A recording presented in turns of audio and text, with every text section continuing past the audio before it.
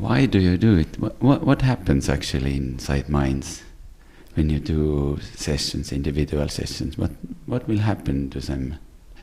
So it's like people come to me, with their issues. They could be ranging from physical issues, like any symptom with the body or a disease that they are suffering, any pains and aches, or they could be an emotional issue that's affecting their relationships and their work, or some behavior patterns, some psychological issues as well.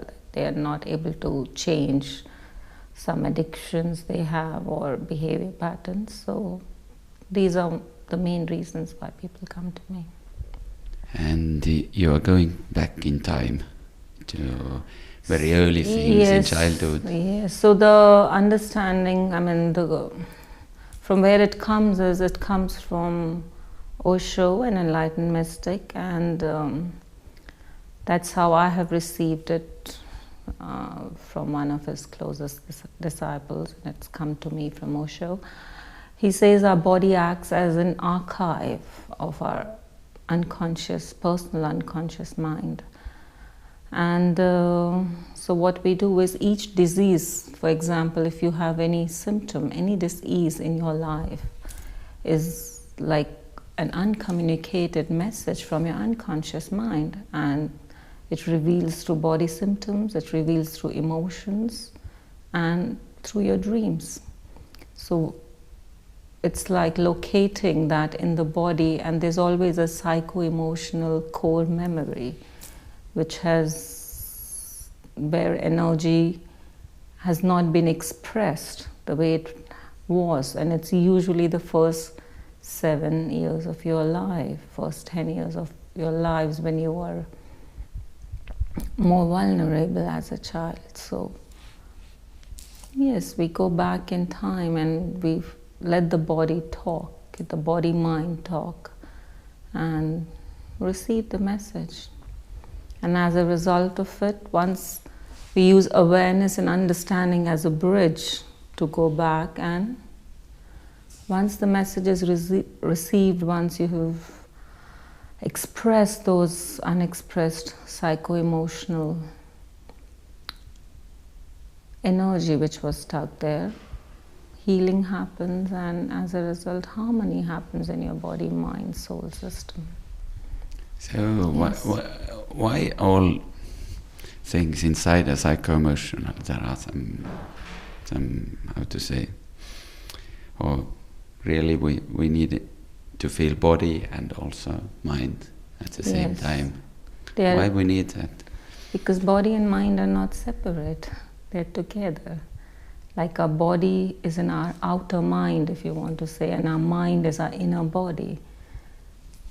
And the soul, body, mind and soul actually are one. So if you go much deeper into it, then we can, through these sessions, track the journey of your soul, what all your soul has experienced and gone through, and heal the parts that need to be healed. So it's that. You're also doing a lot of meditations in Pune and everywhere else. You had some groups here also in Estonia.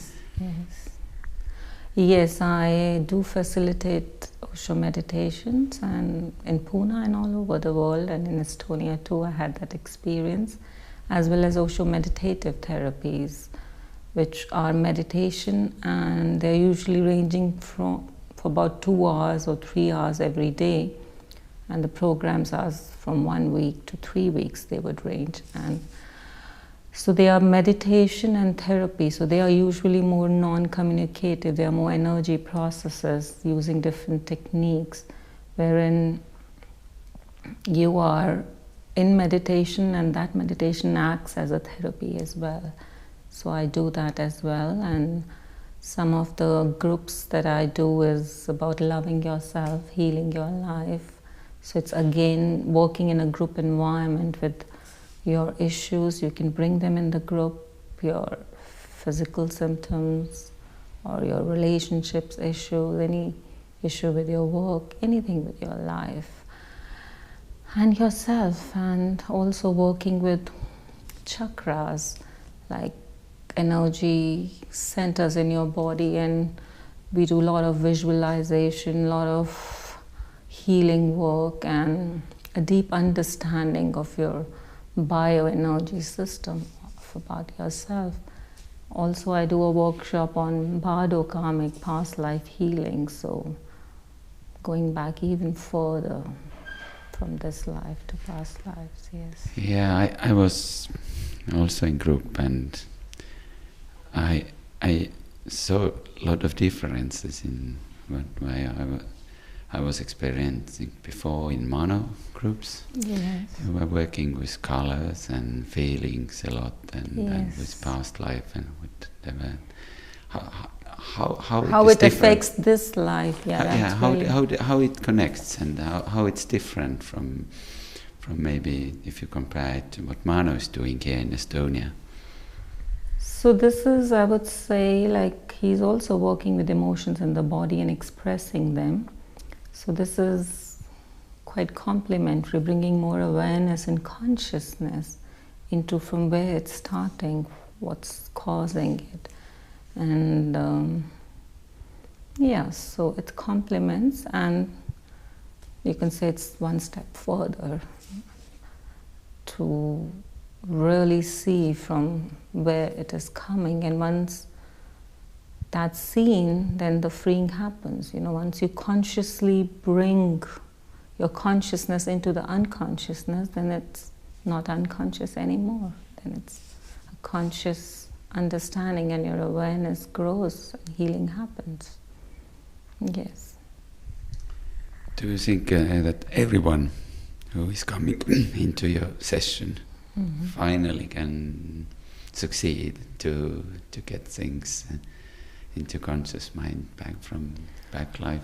My experience is about, in the first session, the first time, about 90 to 95% people do connect, and the other 7% they connect in the second session. But healing happens. The connection with themselves is definitely there, because I use different forms of healing, like using sound as well.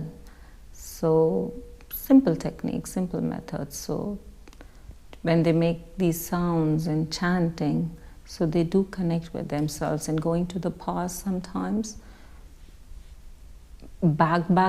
And if it's not in the first, for the last 5%, it happens in the second session. Yes. Some people need a little more care. Talk about a little bit about the feelings inside, emotions inside body. If they are down there, unconscious, very deep, very long time, and there is anger or sadness or whatever, what actually happens to the body if they are just buried down there? So any emotion is like energy in motion, an emotion, energy in motion. So if this energy, this is your life energy, right? And if that energy is not expressed and buried in the unconscious for a long time, so the basic emotion is fear. Yes, this fear is the basic. That fear is covered, and then anger. Like anger is active fear, and sadness is inactive anger. So what happens if they're buried in your body for a long time? They create like an energetic cyst, if you want to say. They accumulate, and the extreme example of it is cancer, the tumors.